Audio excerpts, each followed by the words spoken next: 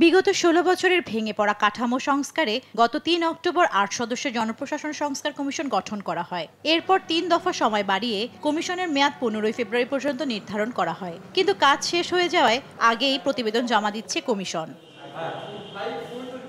বুধবার বেলা ১২:৩০টার দিকে প্রধান উপদেষ্টার কাছে প্রতিবেদন জমা দেওয়া হবে বলে জানিয়েছেন কমিশন প্রধান আব্দুল মুইত চৌধুরী। মঙ্গলবার সচিবালয়ে সাংবাদিকদের সঙ্গে আলাপকালে এ তথ্য জানান তিনি।